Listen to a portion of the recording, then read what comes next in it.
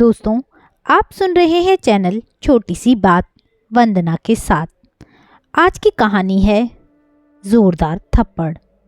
तो चलिए कहानी शुरू करते हैं। नेहा, ओ नेहा, तुम्हें सुनाई नहीं देता? कब से आवाज लगा रहा हूँ, पागल हूँ मैं? कहते हुए एक जोरदार थप्पड़ अरुण ने नेहा के गाल पर मारा। बेचारी नेहा मर्द का जोरदार थप्पड़ सहन न कर पाई और दूर जाकर गिर पड़ी। उसके पूरे गाल पर अरुण के हाथों की उंगलियों के चारों की चारों उंगलियों के निशान छप गए थे। आंखों में आंसू लिए अरुण को हैरानी से देख रही थी। बोलने की तो उसकी बिल्कुल भी हिम्मत ही नहीं होती थी। ऊपर से सास सुजाता जी ने नेहा को मार खाते हुए देखा तो भी एक बार भी अपने बेटे को नहीं रोका। उल्टा वह और बेटे को चढ़ाते हुए कहने लगी, जब तुझे पता था बहू कि अरुण को ऑफिस निकलना होता है 8 बजे तक, तो तब तक तू घर का काम निपटाकर उसको देख नहीं सकती है? बताओ, 4 बार आवाज लगा चुका। अगर पहले आवाज में ही चली आती तो मार तो नहीं खानी पड़ती तुम्हें। नेहा हैरानी से सास को देखने लगी। क्या औरत है यह, एक बार भी अपने हैवान राक्षस बेटे को मना करने के बजाय सारा दोषारोपण मेरे ऊपर ही कर रही है, जबकि लगातार सोफे पर बैठे बैठे यह सब कुछ देख रही थी कि मैं सुबह से लगातार घर के कामों में लगी हूँ। अरुण 8 बजे ही ऑफिस चले जाते हैं। डर के मारे मैं 5 बजे ही उठ जाती हूँ और तब से लगातार लगी रहती हूँ। चाय तक पीने का समय नहीं होता। इसके बावजूद भी मुझे यह इनाम मिलता है। और अरुण ने मुझे मारा भी तो क्यों? छोटी सी मामूली सी बात पर कि वह मुझे दोबारा आवाज दे चुके थे। मेरा हाथ फंसा था, मैं आटा गूंद रही थी। जल्दी जल्दी में हाथ धोकर आ रही थी। इतने में हाथ उठाने की कौन सी बात आ गई थी। लेकिन माँ जी को तो यह सब कहाँ दिखता है। उन्हें तो बेटे के आगे महान बनना है। बेटे को समझाने के बजाय उल्टा अरुण को ही चढ़ाने लगी कि जाने जब से शादी हुई है तब से मेरे बेटे का दिमाग हमेशा चिड़ा चिड़ा सा रहता है। यह औरत उसे पागल कर ही देगी, नहीं तो ऐसा नहीं था मेरा बेटा। आज तक मैं इसके मुंह से तेज आवाज तक नहीं सुनी थी। मारपीट तो बहुत दूर की बात है। पता नहीं मेरे बेटे को पूरा ही बदल कर रख दिया है। सुजाता जी बड़बड़ाती जा रही थी और अरुण पैर पटकते हुए ऑफिस चले गए। बेचारी नेहा अभी भी औंधे मुंह पड़ी ही थी। उसे समझ ही नहीं आ रहा था कि आखिर उसकी गलती क्या थी। उसे इस तरह क्यों पूरे परिवार के सामने जलील किया जाता है, बार बार मारा जाता है। और ऊपर से सुजाता जी जब भी अरुण नेहा को मारते थे बीच में जरूर बोलती थी, वह भी जानबूझकर, ताकि अरुण का गुस्सा और बढ़े। वह नेहा को और मारे और पीटे। बेटे बहू की लड़ाई में उन्हें खुशी तो बहुत मिलती थी। पूरे हफ्ते नेहा और अरुण में बातचीत बंद रही। लेकिन कहते हैं ना, पति पत्नी में चाहे कैसी भी लड़ाई हो जाए, कुछ दिनों बाद सब कुछ नॉर्मल हो ही जाता है। नेहा के बेटे का जन्मदिन आया। उनका बेटा पूरे 1 साल का हो गया था। पोते के बर्थडे पर उसकी खुशी में सुजाता जी ने छोटी सी पार्टी रखी थी, जिसमें रिश्तेदारों को बुलाया था। नेहा के घर से नेहा की भाभी और भैया आए थे। केक काटा, सब कुछ अच्छे से चल रहा था। अचानक ही जाने कौन सी बात पर अरुण चिढ़ जाते हैं और सबके सामने नेहा का हाथ पकड़ उसे लगभग घसीटते हुए कमरे में ले जाते हैं और अपने गुस्से का गुब्बार निकालते हुए नेहा को एक जोरदार थप्पड़ लगाकर कहते हैं, तुम्हें इशारों में बातें करना समझ में नहीं आता है? कब से मैं इशारे से बोल रहा हूँ कि केक कट गया है, जल्दी से मेहमानों के आगे सर्व कर दो। तुम तो फोटो खिंचाने में लगी पड़ी हो। अब नेहा क्या ही बताए और कैसे बताए अरुण को कि जिन मेहमानों को खिलाने के चक्कर में पड़े हो वही बार बार उसका हाथ पकड़कर फोटो खिंचवाने के लिए बुला रहे थे। लेकिन यह बात बताने का अरुण ने मौका ही नहीं दिया। उसने तो अपनी मर्दानगी दिखा दी थी। अकेले में सब कुछ चल जाता था, लेकिन आज सबके सामने नेहा को लगभग घसीटते हुए जो अरुण लेकर आए थे, मेहमानों में भी इसको लेकर चर्चा होने लगी थी। इधर नेहा की भाभी ने माहौल गर्म होते हुए देख सबसे पहले मेहमानों को खाना खिलाया और खिला पिलाकर जब सारे मेहमान चले गए तो मौका देखकर वह नेहा के कमरे में गई। नेहा बेचारी शर्म के मारे मेहमानों के सामने भी नहीं आ पाई। कौन से चेहरे पर झूठी हंसी लेकर जाएगी, इसलिए वह कमरे में ही बंद रह गई। उसके बेटे का जन्मदिन था, लेकिन उसके लिए तो रोज का वही दिन था। जैसे ही नेहा की भाभी सारा काम निपटाकर नेहा के कमरे में आती है, नेहा को रोता हुआ देख नेहा के कंधे पर हाथ रख उसे सांत्वना देते हुए कहती है, नेहा, आज जो कुछ भी हुआ वह ठीक नहीं हुआ। देखो, मुझे कहना तो नहीं चाहिए, लेकिन इस समय तुम्हारे भैया बाहर हैं। उनके कान में कोई खबर नहीं जा पाई है। नहीं तो अगर यह सारा कुछ उन्होंने देख लिया होता तो आज जन्मदिन की जगह ना जाने क्या हो जाता। पति पत्नी का रिश्ता प्यार, विश्वास और एक दूसरे को समझने में, एक दूसरे की इज्जत करने से चलता है। अब वह जमाना नहीं रहा कि पति की मार खाकर सबके सामने जलील होकर भी तुम अकेले कमरे में बैठकर रोकर अपनी जिंदगी काट दो। नेहा, जमाने के साथ चलो। बहुत बड़ा कदम उठाने के लिए नहीं बोल रही हूँ, तुम्हारा घर तोड़ने के लिए नहीं बोल रही थी, लेकिन अपने आत्मसम्मान के लिए तुम्हें तो खड़ा होना ही चाहिए और खड़ा होना भी पड़ेगा। जब अरुण की हरकतों को उसके परिवार में कोई भी मना करने वाला नहीं है तो तुम उठो, तुम अपनी आवाज़ उठाओ। तुम्हें अपनी इज्जत, अपने सम्मान को खुद बचाना होगा। आज तो अरुण सबके सामने तुम्हारा हाथ पकड़कर ले गए। अगर ऐसा ही रहा तो कल वह 4 लोगों के सामने तुम्हें थप्पड़ मारने में भी संकोच नहीं करेंगे। भाभी की बातें सुन नेहा लगातार रोए जा रही थी। बेचारी बनी भाभी को देख रही थी। भाभी ने कहा, नेहा, बेचारी बनने से कुछ नहीं होगा, तुम्हें अपनी इज्जत खुद बचानी होगी। पति को भी प्यार, मान, सम्मान तब तक देते हैं जब पति भी अपनी पत्नी की इज्जत करे, उनके मान सम्मान की रक्षा करे। लेकिन यहाँ तो सब कुछ उल्टा है। अरुण जिस भाषा में तुम्हें समझा रहा है, तुम्हें भी उसी भाषा में इसका जवाब देना होगा। शायद तब जाकर उसे तुम्हारे दर्द का एहसास होगा। समझदार हो, इससे ज्यादा मैं और कुछ नहीं कह सकती। भाभी की बातें कहीं ना कहीं नेहा के मन में घर कर गई थी।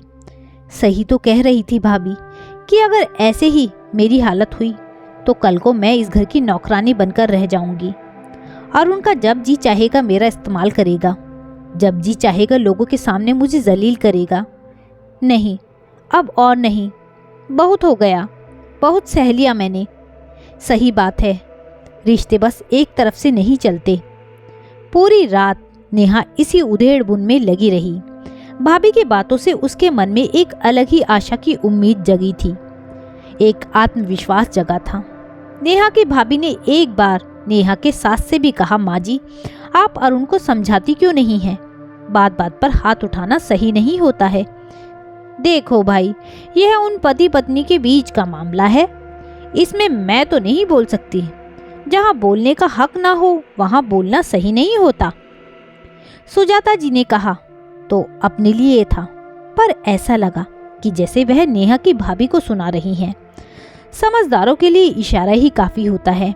नेहा की भाभी समझ गई कि मेरा इस तरह बोलना ही उन्हें अच्छा नहीं लग रहा है। अब भाभी को नेहा की भी चिंता होने लगी थी। खैर, उस दिन खा पीकर सब लोग घर चले आए। अगले दिन नेहा की भाभी ने नेहा को फिर से फोन किया। उसे समझाते हुए कहने लगी, नेहा, कुछ सोचा है तुमने? भाभी, मैं क्या करूं? मुझे तो कुछ भी समझ नहीं आ रहा है। मैं तो कुछ सोच ही नहीं पा रही। मैं ऐसा क्या करूं कि बार बार इनका हाथ उठाना बंद हो जाए? देखो नेहा, तुम बहुत इमोशनल हो, मैं समझ सकती हूँ, लेकिन ऐसे तुम्हारी जिंदगी नरक से भी बदतर बन जाएगी। अभी तुम बुरा मत मानो, लेकिन एक बार सोच कर देखो, अगर उस घर में तुम्हारी कोई कदर नहीं हुई और अरुण ऐसे ही छोटी छोटी बातों पर तुम्हारे ऊपर हाथ उठाते रह गए, लोगों के सामने जलील करते रह गए, तो भगवान ना करे एक दिन वह गुस्से में तुम्हें घर से बेघर भी कर सकते हैं। तुम्हारी सास वैसे भी अरुण का ही साथ देती है, तुम्हारा साथ देने के लिए फिर कौन रहेगा? भाभी की बातें सुन नेहा हैरान हो गई। उसके मुंह से कुछ निकल ही नहीं रहा था। उसने बड़ी हिम्मत करके बोला, भाभी आप यह क्या कह रही हैं? और अगर मुझे कुछ हुआ तो क्या आप लोग नहीं होंगे? मेरा मायका नहीं है। देखो नेहा, साफ साफ बताती हूँ, चाहे तुम्हें बुरा लगे या भला, मैं तुम्हारी ही भलाई के लिए बोल रही हूँ। मायके में आकर तुम कितना दिन रहोगी? 10 दिन, 20 दिन, 1 महीना, 6 महीना, आखिर कब तक? एक शादीशुदा लड़की का मायके आकर रहना, मायके में आकर बैठना कितना दुख भरा होता है, तुम समझ सकती हो? क्या बीतेगी तुम्हारे भैया के ऊपर? उनकी इज्जत का तो जनाजा निकल जाएगा। और सबसे बड़ी बात यह है कि पति पत्नी की लड़ाई में जरूरी नहीं कि पति से तंग आकर पत्नी घर छोड़कर चली जाए या तलाक ले ले। कभी अपने हक के लिए लड़ना भी सीखो। कभी कभी लोगों को उनके भाषा में जवाब देना जरूरी होता है। ज्यादा कुछ तो नहीं कहूँगी, लेकिन इतना जरूर कहूँगी कि अब बर्दाश्त मत करना। इस बार अरुण अगर कुछ करे तो तुम पलटकर उन्हें जवाब दोगी। कैसे दोगी यह तुम जानो, बाकी हम तुम्हारे साथ हैं, तुम चिंता मत करना। कहते हुए भाभी ने तो फोन रख दिया। लेकिन एक तूफान उठने लगा नेहा के दिल में। सोचने पर मजबूर हो गई नेहा भाभी की बातों को। कल की लड़ाई झगड़े को लेकर नेहा परेशान थी, दुखी भी थी। ऊपर से भाभी की बातें भी दिमाग में चल रही थी और इन्हीं तूफानों के बीच वह बना रही थी खाना। खाने में कब हल्दी गई, कब नमक गया, मिर्च मसाले जैसे नेहा को सुध ही नहीं थी। नेहा इतनी मानसिक रूप से परेशान हो गई थी कि उसने नमक खाने में 2 बार डाल दिया, जिसका नतीजा यह निकला कि जैसे ही पहला निवाला अरुण के मुंह में गया, वैसे ही वह चिढ़कर उठ गया और नेहा को घूर कर देखने लगा। अभी कल का नशा उतरा नहीं है, तभी तो खाने पर ध्यान नहीं रहा। यह क्या खाना बनाया है तुमने? इंसान तो क्या, जानवर भी नहीं खाएंगे। कहते हुए अरुण ने थाली उठाकर फेंक दी। अरुण का रूप देखकर नेहा डर गई, कहीं फिर से अरुण की। तभी नेहा के दिमाग में भाभी की बातें गूंजने लगी। जवाब देना सीखो नेहा, जवाब देना सीखो। तुम्हें अपने हक के लिए खड़ा होना ही होगा, नहीं तो तुम्हारी जिंदगी नरक से भी बदतर हो जाएगी। नेहा ने बड़ी कोशिश करके कहा, अगर खाने में नमक तेज था तो खाना फेंकने की क्या जरूरत थी? मत खाया होता खाना। पहली बार नेहा ने बोला था वह डरते डरते। लेकिन यह तो अरुण की मर्दानगी पर तमाचा था। नेहा के मुंह से आवाज कैसे निकल गई। तन तनाते हुए वह पहुंचा नेहा के पास और उठाया एक जोरदार थप्पड़ लगाने को। लगता है कल की मार का असर खत्म हो गया है, तभी तो दोबारा से गर्मी आ गई है तेरे में, और तेरी गर्मी आज तेरी जुबान में भी चलने लगी है। कहते हुए जैसे ही अरुण ने नेहा को मारने के लिए हाथ उठाया, नेहा ने अरुण का हाथ पकड़ा और एक खींचते हुए चाटा अरुण के गाल पर रख दिया। झुक गया था एक और अरुण हैरानी से आंखें फाड़कर नेहा की ओर देखता रहा। इधर सुजाता जी का भी निवाला हाथ से छूटकर गिर गया, मुंह खुला का खुला रह गया। हैरानी से वह लगातार नेहा को देखे जा रही थी। सुजाता जी भी गुस्से में बौखला गई। नेहा को भला बुरा कहते हुए अरुण से कहने लगी, पकड़ बेटा, इसके बाद लगा 2-4 थप्पड़ इसको। देखो तो इसको शर्म नहीं आती।